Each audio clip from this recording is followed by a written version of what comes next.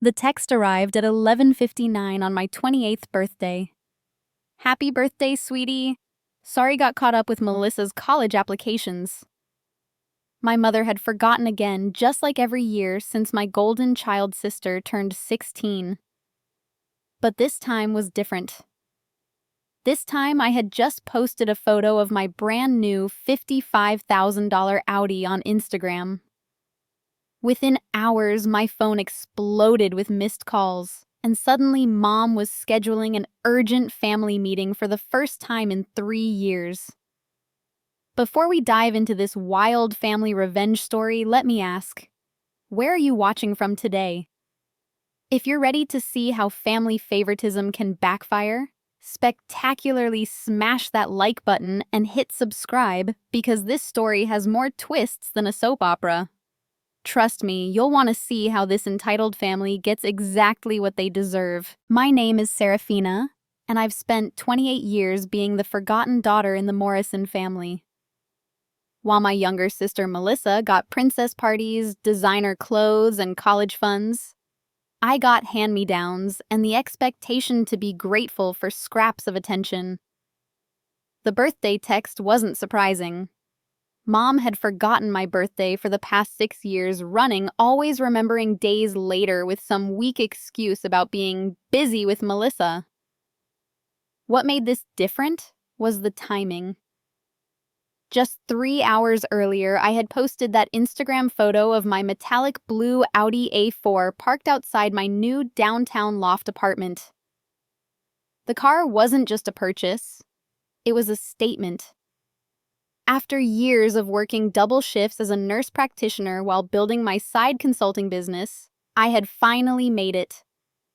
The Audi represented every sleepless night, every missed family gathering, because I was working every time I chose to invest in myself instead of begging for their approval. Within minutes of posting, the notifications started rolling in. First came the likes from college friends and coworkers. Then the comments, living your best life, and you deserve this. But it was the sudden influx of family members sliding into my DMs that caught my attention. Cousin Rebecca, who hadn't spoken to me in 2 years. Sarah Gorgeous Carr. We should catch up soon. Uncle Tom, who'd never acknowledged my nursing degree. Wow, looks like healthcare pays well these days. And then came the call from Mom. Not a text this time, an actual phone call. Serafina, honey, I just saw your post. That's quite a car you've got there. Her voice carried that false sweetness she used when she wanted something. Thanks, Mom. Just treating myself for my birthday. I couldn't resist the subtle dig. There was a pause. Right, your birthday 28, can you believe it?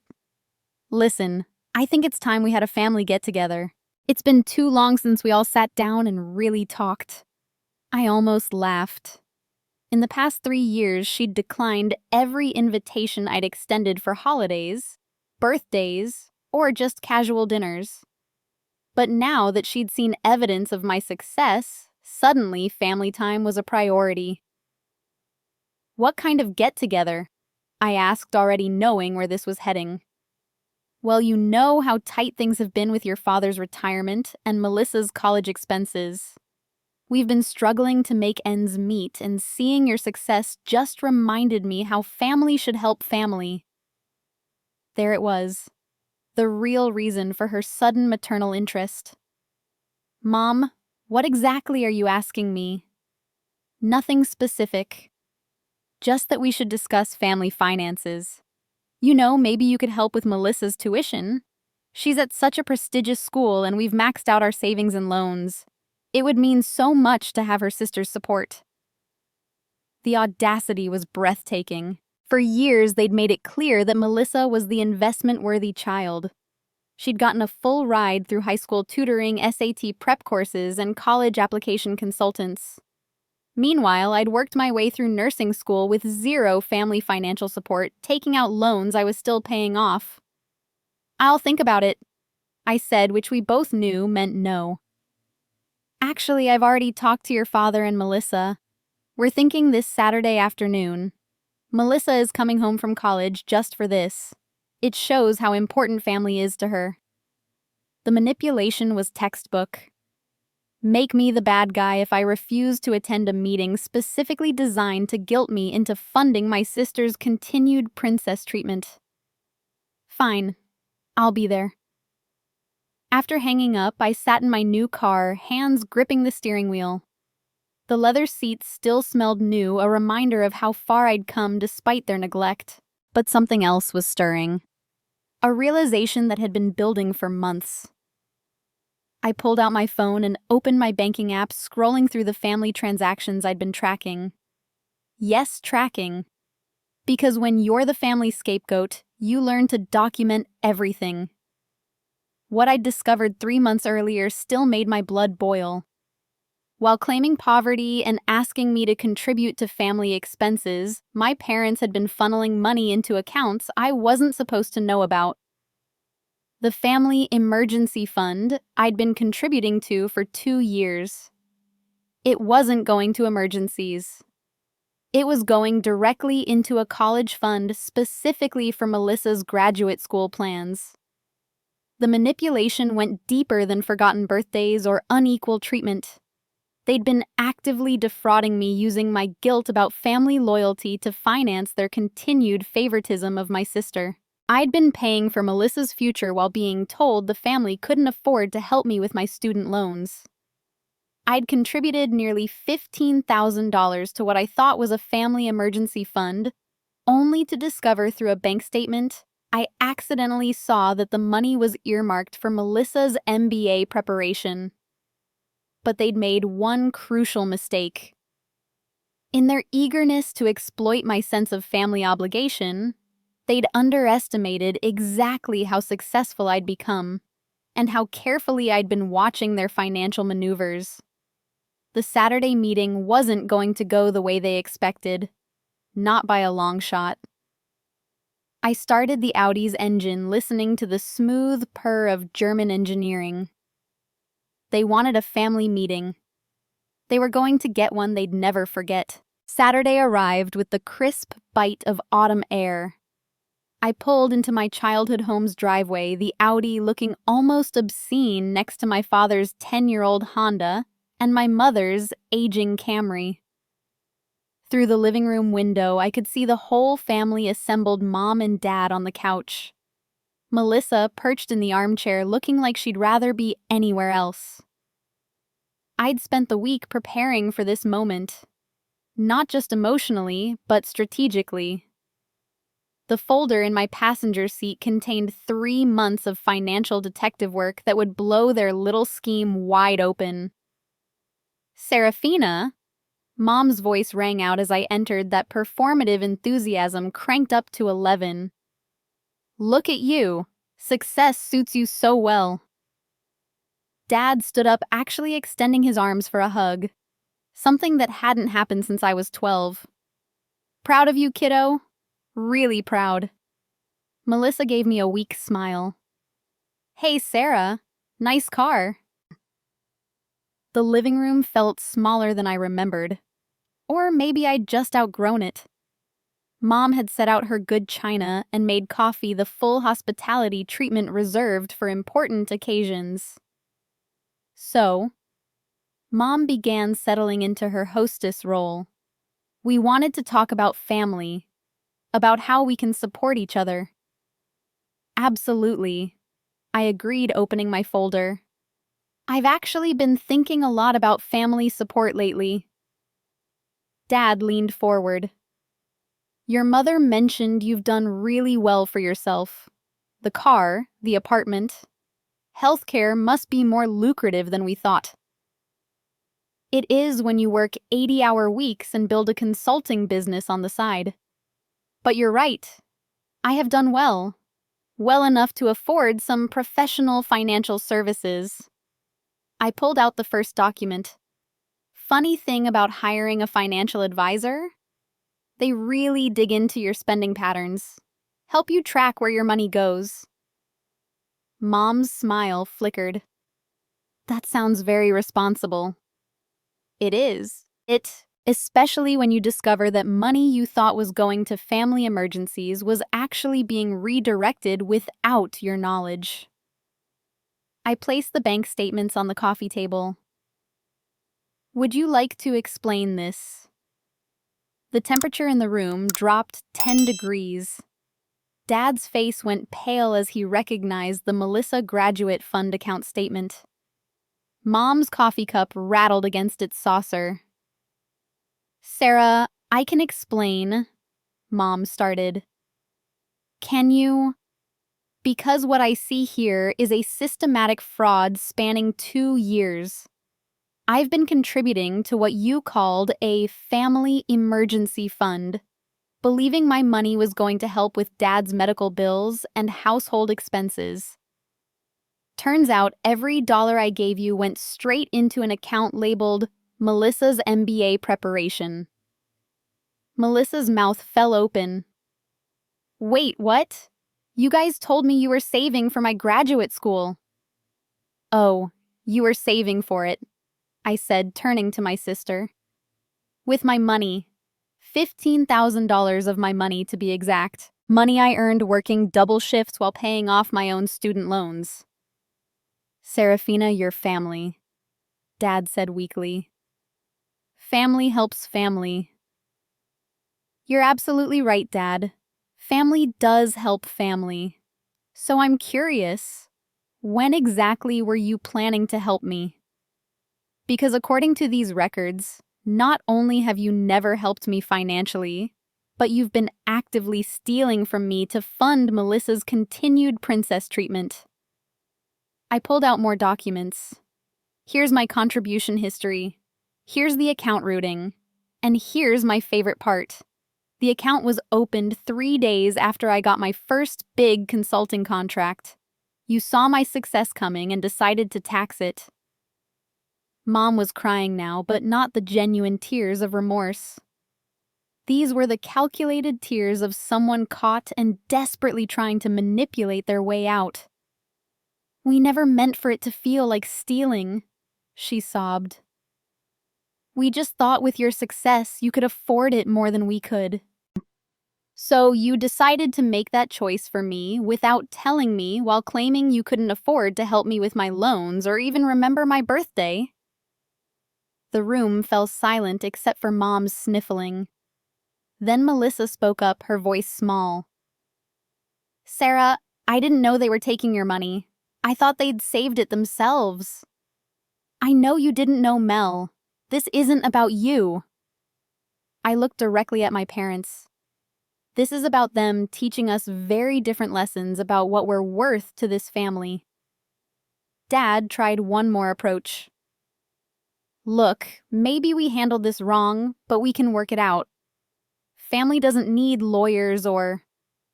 Who said anything about lawyers? I interrupted, pulling out my phone. I wasn't planning to involve lawyers. I was planning something much more educational. I opened my Instagram account and showed them my latest post. The one I'd scheduled to go live in exactly 10 minutes. What is that? Mom asked, squinting at the screen. It's a post about family accountability. See, I've learned that people respond to public pressure much more effectively than private conversations. This post details everything. The forgotten birthdays, the financial manipulation, the family emergency fund fraud, complete with screenshots of the bank statements. Serafina, you cannot post that. Dad said, his voice deadly serious. Actually, I can. Freedom of speech and all that. Plus, every fact is documented and verifiable. I showed them the post caption. I've tagged all our family members, your church friends, your golf buddies. Mom, I made sure to tag the book club ladies, too. Mom lunged for my phone, but I was faster. 8 minutes until it goes live. Unless, of course, we can come to an alternative arrangement. What kind of arrangement? Dad asked, defeated. Full restitution of the $15,000 you stole, plus interest. A written apology acknowledging your fraud. and complete transparency about family finances going forward. And if we agree to this, Mom asked, wiping her eyes, then I delete the post and we never speak of this again. But the theft stops here, and the favoritism ends here. Permanently. The clock on my phone showed 7 minutes remaining. This is extortion, Dad said. No, this is consequence. Extortion would be if I demanded something I wasn't entitled to. I'm simply requesting the return of stolen property and basic human dignity. Melissa had been quiet through most of this exchange, but now she looked up. Mom, Dad just give her the money back. This is insane. 5 minutes. Fine, Mom said through gritted teeth. Fine, we'll pay it back. All of it, with interest. And the apology. Yes. I canceled the scheduled post with 30 seconds to spare. Excellent. I'll expect a check by Friday. Now, was there anything else you wanted to discuss about family support?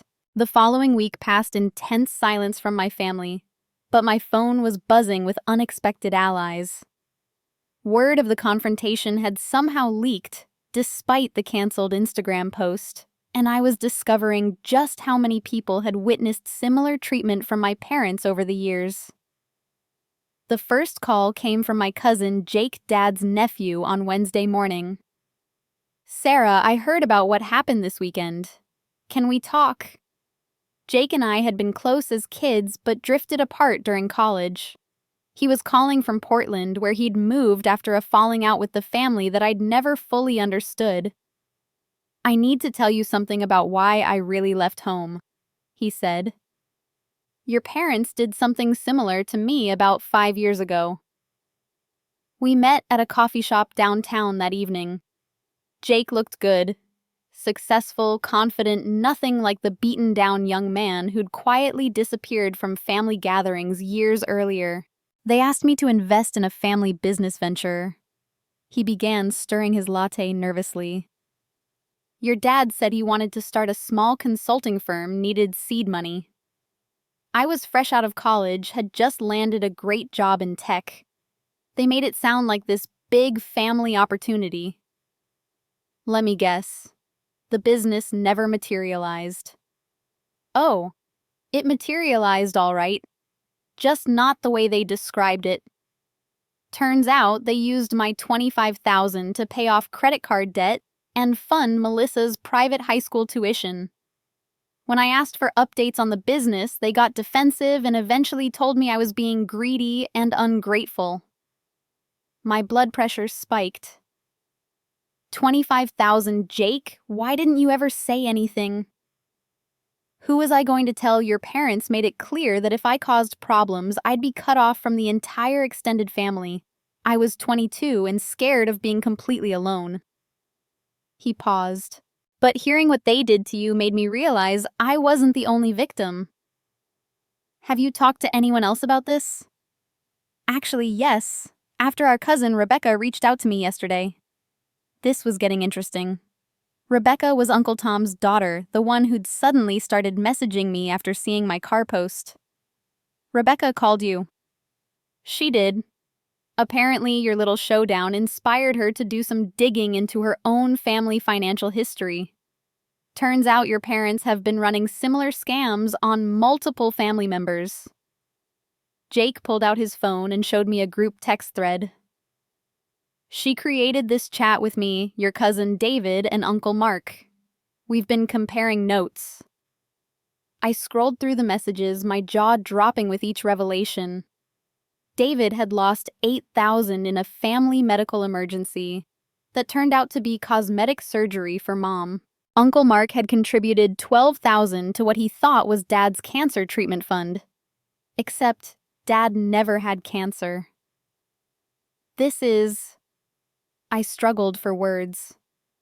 Systematic, organized, premeditated fraud against their own family members. Jake finished. Rebecca thinks there might be others. My phone buzzed.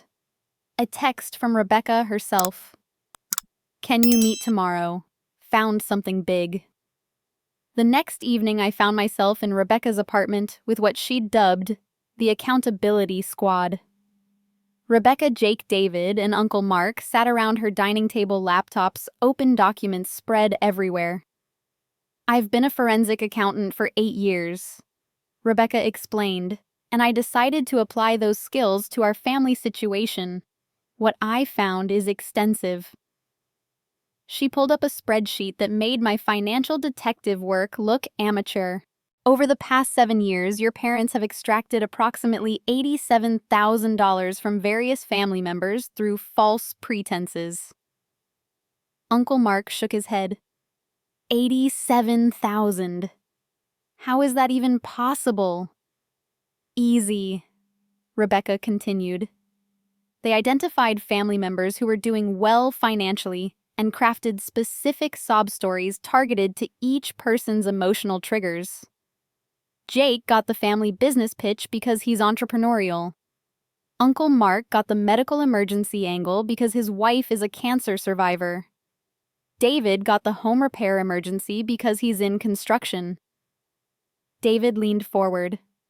And Sarah got the ongoing family emergency fund because she's the caretaker personality who feels responsible for everyone. Exactly. They've been running a sophisticated emotional manipulation operation for years. I felt sick. But why? Why go to all this trouble? Rebecca pulled up another document. Because they're broke. Completely broke.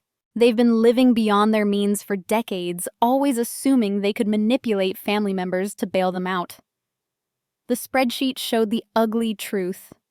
Mom and Dad had accumulated massive credit card debt funding Melissa's princess lifestyle. Private schools, tutoring, expensive clothes, a car, college application consultants.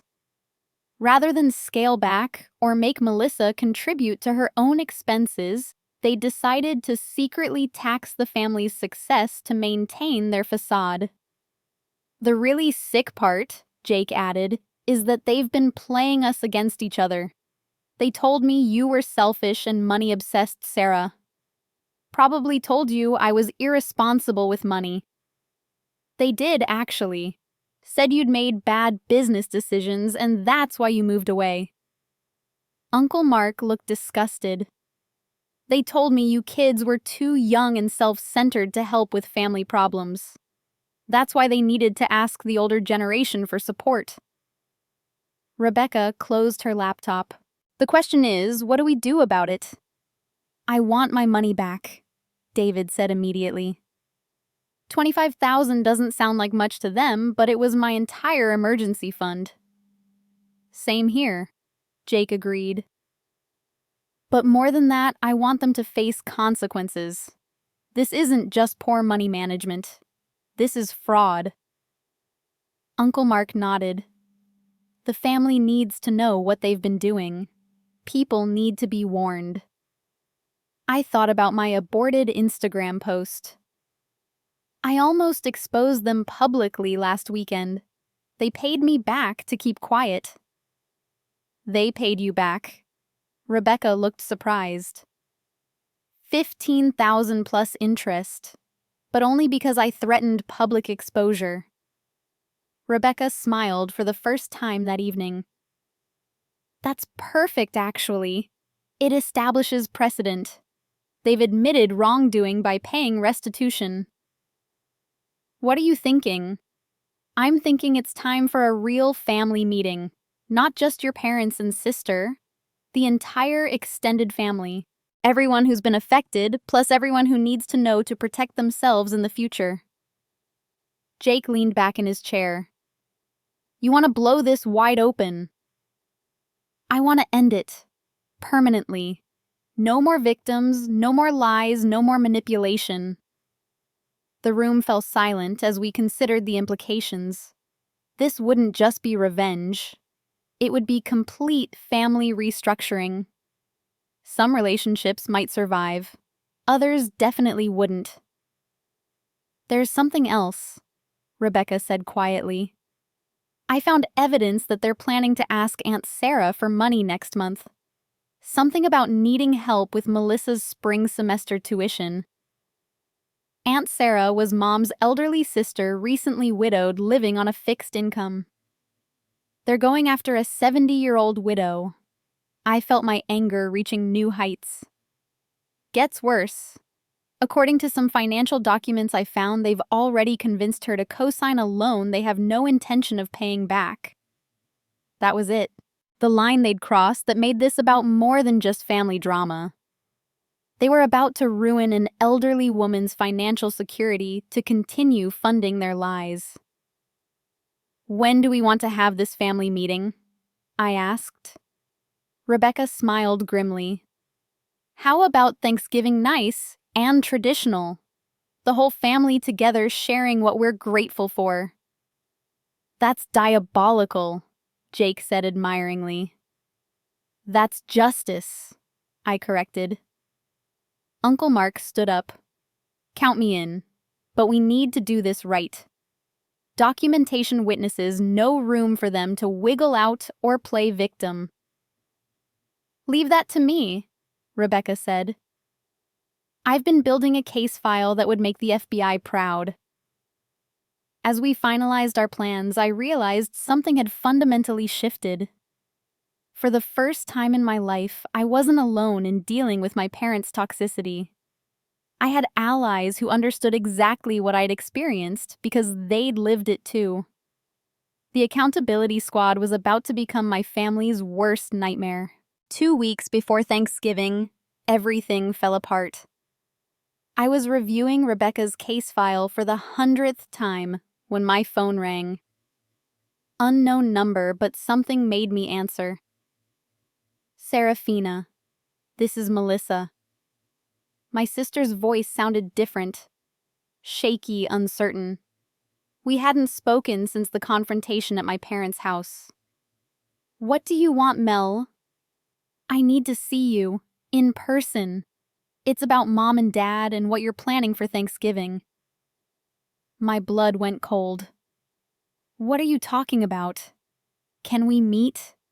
Please, there are things you need to know before you do something you can't take back. Against my better judgment, I agreed to meet her at a neutral coffee shop. She arrived looking haggard, dark circles under her eyes, wearing sweatpants instead of her usual designer outfits. Sarah, I need you to call off whatever you're planning, she said without preamble. I'm not planning anything. Don't lie to me. Rebecca told me everything. The world stopped spinning. Rebecca told you what? Melissa pulled out her phone, showing me text screenshots. Messages between her and Rebecca detailing our entire plan, including the list of family members we'd contacted and the evidence we'd gathered. How long has this been going on? I asked, my voice barely a whisper. Since last week. She reached out to me, said she was concerned about family unity. Wanted to make sure I wasn't being manipulated by vindictive relatives. I felt like I was going to vomit. Vindictive relatives. She used those words. She said you've always been jealous of me and that Jake and the others are using your resentment to destroy the family. She showed me evidence that Jake has been planning this revenge scheme for years. My phone was already buzzing with missed calls from Jake and Uncle Mark. I answered Jake's call on speaker. Sarah, thank God. We've got a problem. Rebecca cleaned out our shared files and deleted the group chat. All our evidence is gone. I know. She told Melissa everything. Melissa looked confused. Wait, what? But Rebecca said Jake was the one who... Mel, you've been played. We all have. I hung up with Jake and turned to face my sister. How much did Rebecca tell you? She said you were planning to embarrass Mom and Dad at Thanksgiving, make false accusations about financial fraud to turn the family against them. She said you've been recruiting people to back up your lies. The betrayal cut deeper than anything my parents had done. Rebecca hadn't just leaked our plans. She'd completely flipped the narrative, making us look like the villains. Melissa, do you remember me ever lying to you? She shook her head slowly. Do you remember our parents ever lying to you? Another shake, but less certain this time. I pulled out my phone and called my bank, putting it on speaker. I'd like to verify some recent transactions from my account. The customer service representative confirmed the $15,000 Family Emergency Fund contributions complete with dates and memo lines. Melissa's face went pale as she heard the details. They really did take your money. They really did. And Jake's and David's and Uncle Mark's. Rebecca had all the proof, and now she's destroyed it. But why would Rebecca help them? That was the million-dollar question. I called Jake back. Any idea why Rebecca would turn on us? I've been thinking about that. Remember how she said she was a forensic accountant? I looked her up. She's not. She works in basic bookkeeping for a small firm. She's been lying about her qualifications this whole time. The pieces started clicking together. Jake, what if she was never on our side? What if my parents recruited her from the beginning? You think they knew we were building a case? I think they've been watching us build a case, learning exactly what evidence we had so they could destroy it. Melissa was following our conversation with growing horror. Are you saying Rebecca was a spy? I'm saying Rebecca was paid off. Just like the rest of us, except she knew she was being paid off. My phone buzzed with a text from an unknown number. Family meeting canceled. Thanks for understanding. Rebecca. She wasn't even pretending anymore. Sarah, Melissa said quietly, I need to tell you something. When Rebecca first contacted me, she already knew things. Personal things about our family that I never told anyone. What kind of things? Like about Dad's gambling problem? And Mom's credit card debt? Things that supposedly only immediate family knew. Jake was still on the line. Sarah, that means they told Rebecca everything. They brought her in as damage control the minute they realized we were organizing. The scope of the manipulation was staggering. Not only had my parents been running financial scams for years, but when caught, they'd immediately recruited another family member to help them cover it up and discredit their victims. There's more, Melissa continued. Rebecca offered to pay for my spring semester tuition if I helped convince you to drop your accusations. How much? $12,000. I laughed, but there was no humor in it. So they're still using stolen money to buy loyalty. Except now they're stealing from Rebecca instead of us. What do you mean? Mel, where do you think Rebecca got $12,000 to offer you? She works in bookkeeping, remember? That's our money. Money she helped them steal from the family members who trusted her. Melissa buried her face in her hands. Oh God, what have I done? I almost helped them cover this up. You didn't know. None of us knew until it was almost too late. Jake's voice came through the phone. So what now? They've destroyed our evidence and turned our inside person against us. They think they've won. I looked at Melissa, seeing something I'd never seen before. Genuine remorse and determination to make things right. Mel, do you want to help fix this? She nodded without hesitation. Then we need to start over. But this time we do it right. No group chats, no shared files, no trusting anyone we don't absolutely have to. What about Thanksgiving? Thanksgiving is still happening, but not the way we originally planned. I had a new strategy forming.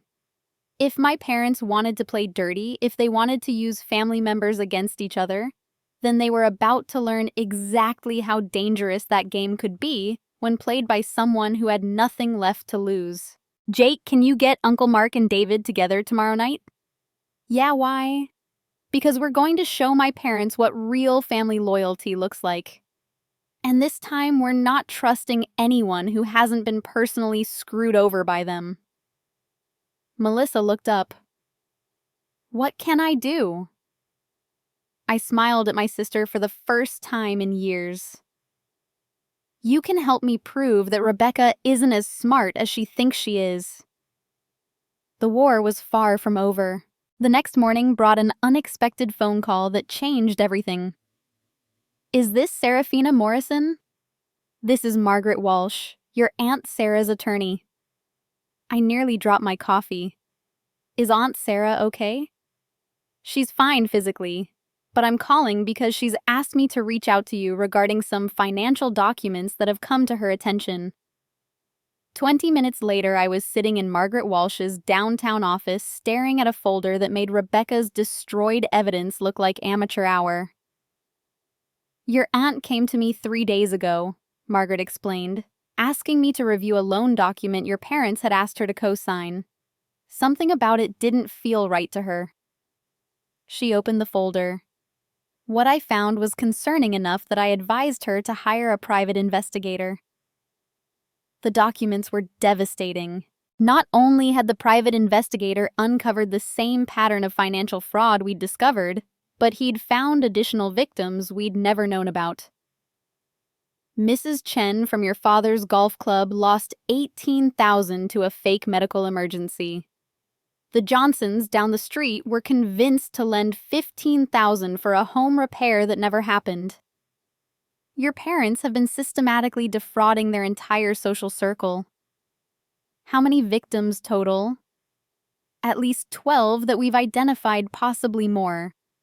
Total amount stolen appears to exceed $150,000.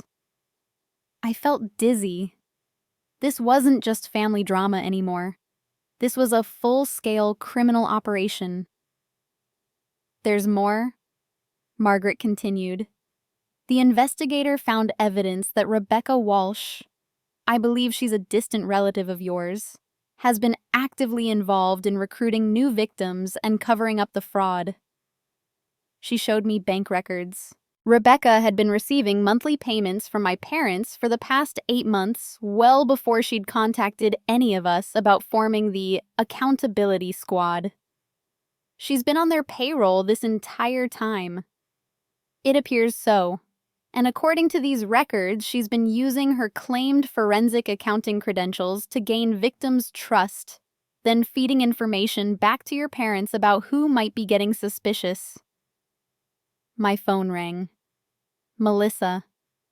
Sarah, you need to get over here right now. I found something in Mom's closet. I'm in a lawyer's office. Can it wait? No, it cannot wait. I found Rebecca's real contract. I excused myself from Margaret's office and drove to my parents' house where Melissa met me at the door with a manila folder. They're at the grocery store. We have maybe 30 minutes before they get back. She led me to their bedroom where she'd clearly been conducting a thorough search. I was looking for any evidence of the money they took from you, and I found this hidden under some old photo albums. The contract was typed and signed dated 6 months ago. Rebecca Walsh, described as a family financial consultant, had been hired to monitor and manage family member concerns regarding Morrison family finances. Her compensation $2,000 per month, plus bonuses for successful intervention in family conflicts. Successful intervention, I repeated. She was literally paid to sabotage anyone who questioned their stealing. Look at the next page. The second page listed specific family members and their risk levels. I was listed as high risk. Monitor closely requires immediate intervention if suspicious activity detected. Jake was medium risk, past grievances. Potential ally recruitment target. Uncle Mark was low risk, unlikely to investigate independently. They've been treating our entire family like marks in a con game. Melissa nodded grimly. There's more. Look at the last page. The final page was a timeline of planned targets. Aunt Sarah was scheduled for November, listed as widow vulnerability approach, medical emergency angle recommended. Mrs. Patterson Mom's book club friend was marked for December with holiday charity approach. My hands were shaking. They were planning to keep going indefinitely. Sarah, there's something else. I found Rebecca's real resume in Dad's desk. She handed me another document. Rebecca Walsh's actual qualifications high school diploma, 2 years of community college current employment at QuickBooks Accounting Services, doing data entry. No forensic accounting experience. No CPA certification. No investigation background. She's a file clerk who they convinced to play a forensic accountant on the internet. I called Jake immediately. Emergency meeting tonight. And bring Uncle Mark and David. I have evidence that's going to blow your mind. What kind of evidence? The kind that proves we weren't paranoid enough. That evening, we gathered in Uncle Mark's garage, away from prying ears and potential surveillance. When I spread out Margaret Walsh's investigation file and Rebecca's contract, the room went dead silent. 150,000. David's voice cracked. From 12 different people. That we know of so far. Margaret thinks there are more victims who haven't come forward. Jake was studying Rebecca's contract. She's been working for them since before she contacted any of us. Every conversation we had, every piece of evidence we shared went straight back to them. Which explains how they stayed one step ahead of us, Uncle Mark added. They knew exactly what we knew because Rebecca was reporting everything. So what's our move? David asked. Because I'm not letting them get away with this. I pulled out my phone and called Margaret Walsh, putting her on speaker. Margaret, it's Serafina. I'm here with the other family victims. We want to know what our legal options are. Well, given the amount of money involved and the sophistication of the scheme, we're looking at potential federal charges. Wire fraud, elder abuse conspiracy. This is serious criminal territory. Jake leaned forward. What do you need from us? Document everything. Every conversation, every financial transaction, every lie they told you. I need victim statements from all of you, and any evidence you still have. What about Rebecca? I asked. She's facing potential charges as an accomplice. The contract you found makes her complicity undeniable. After we hung up, Uncle Mark looked around the room. So we're really doing this. We're sending them to prison. They're sending themselves to prison, I corrected. We're just making sure they get there. Melissa, who'd been quiet through most of the meeting, finally spoke up. There's something else you should know. About Thanksgiving. We all turned to her. They're planning one last big score. They've invited everyone to Thanksgiving dinner. All the people they haven't stolen from yet. They want to pitch some fake family charity foundation, get everyone to contribute. How much are they asking for? $5,000 per family. They're calling it the Morrison Family Legacy Fund.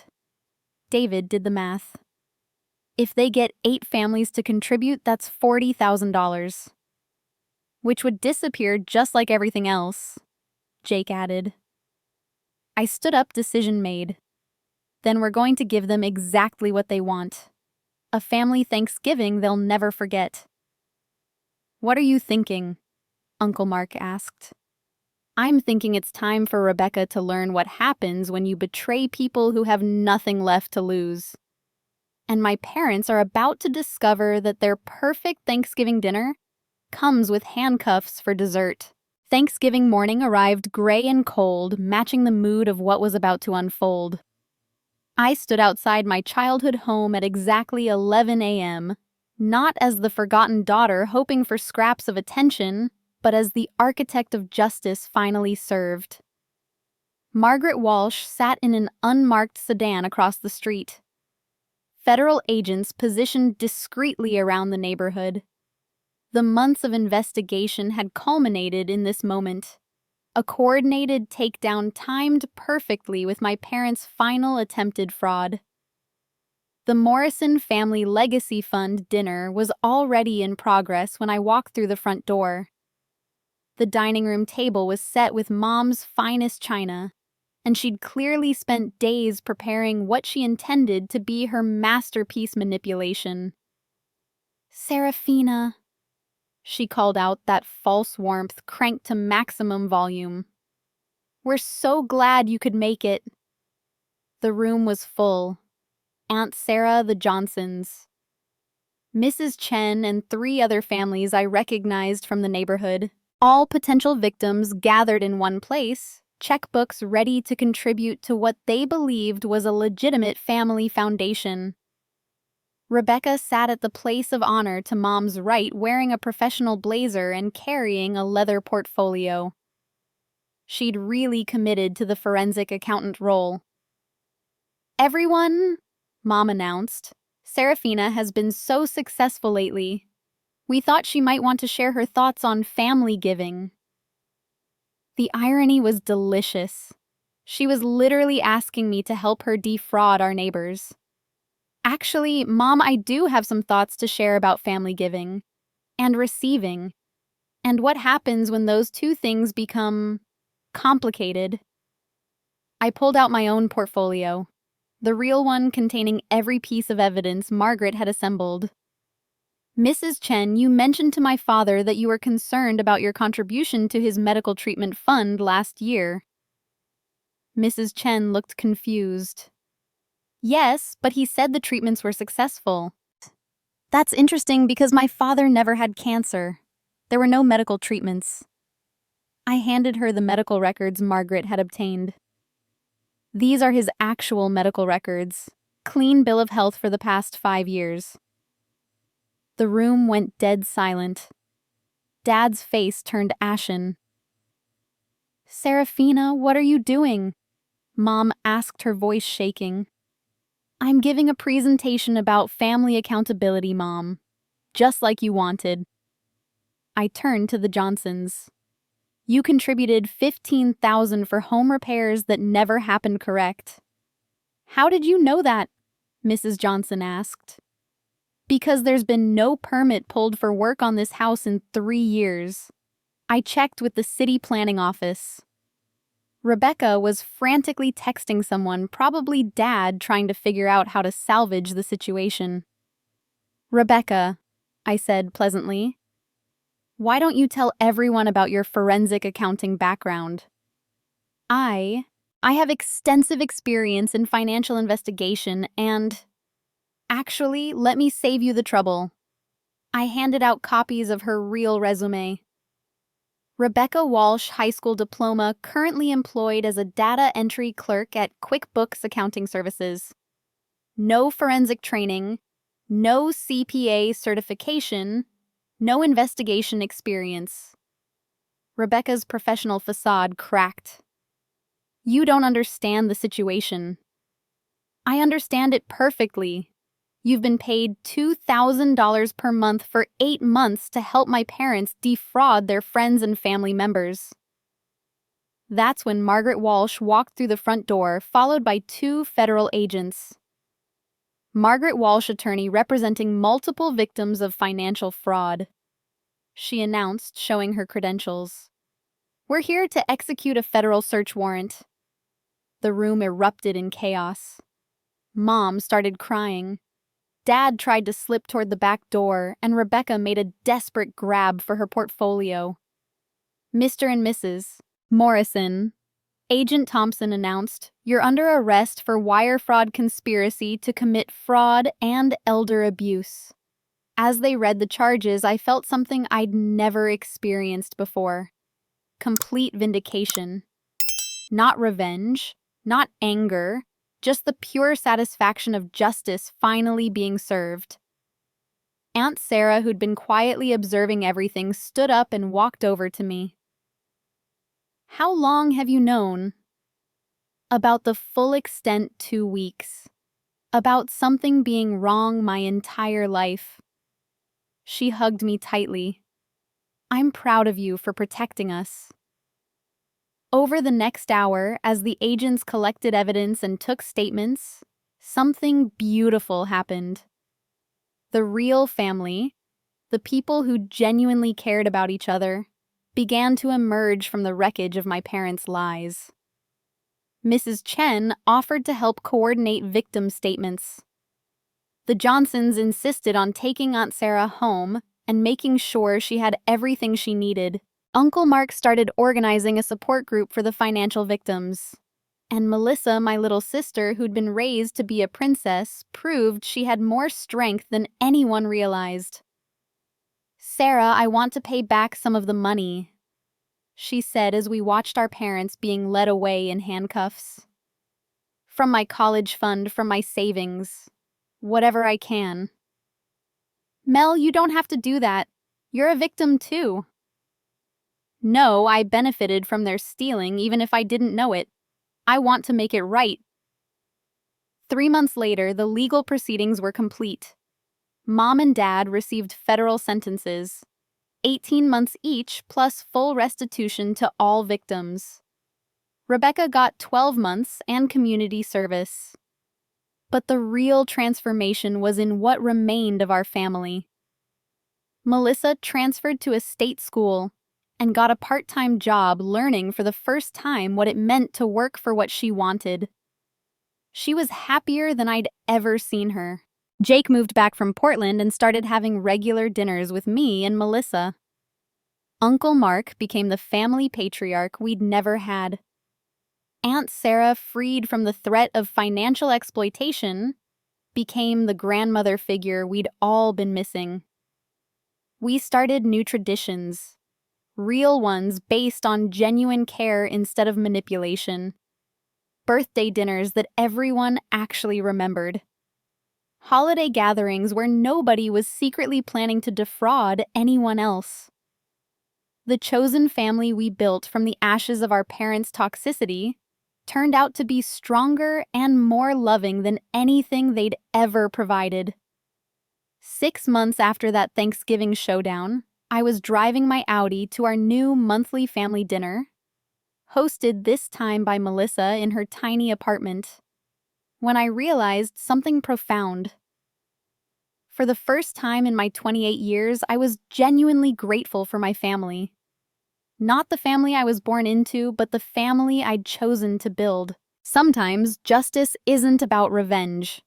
Sometimes it's about clearing away the toxic people so the real relationships can finally grow. Speaking of justice and family karma, I'm curious about your experiences. Have you ever had to stand up to family members who were taking advantage of you? What would you have done in my situation? Drop your thoughts in the comments below. I love hearing about how people handle family drama and toxic relatives. If this story resonated with you, or if you believe in holding family members accountable for their actions, please hit that like button and share this with someone who needs to hear it.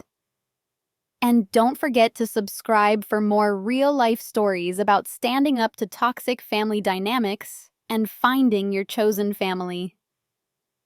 Thank you all for listening to my family revenge story, and remember, blood doesn't make family loyalty and respect do. Here's to building the families we deserve, not just accepting the ones we were born into.